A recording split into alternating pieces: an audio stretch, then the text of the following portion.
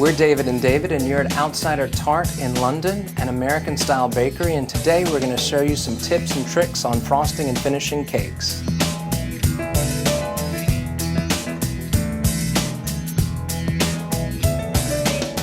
I'm going to show you how to make wedding cake frosting. We put in our bowl already 1.5 cups of granulated sugar. We are adding 6 egg whites into this. We already have 2 in here.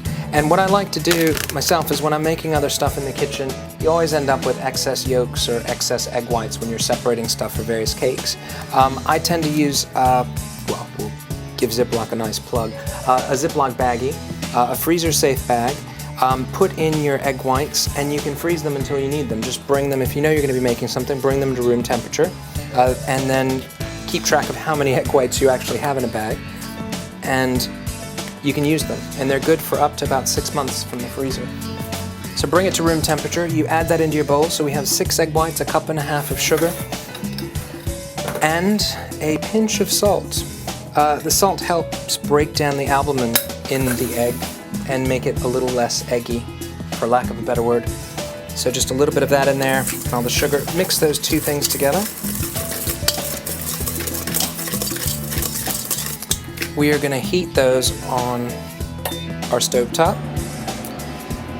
So now we're going to put our mixed sugar, egg white, and salt over a pot of boiling water, and just keep mixing it, keep the egg moving in the bowl while the heat is absorbing through the bottom of your pan, and it'll take approximately 7 minutes, or until such time as you actually feel the heat coming out of your egg whites. It's gonna, as you see now, it's very gloppy.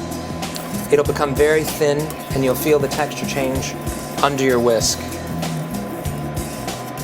Okay, we've now brought that up to the temperature that we want on our water.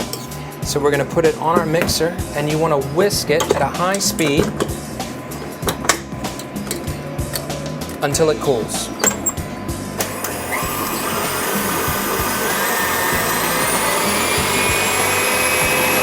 All right, well, we've been beating here. You can tell that the beaters themselves have started slowing down and struggling. If you look in your bowl, it's a nice, thick consistency.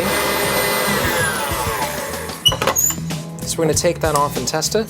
The best way to do this is to take off your whisk and look at the end of what you've created, and it's a thick shaving foam-like consistency. But that is a finished frosting. Stem to stern, it took us about 7 minutes. And that's how you make wedding cake frosting.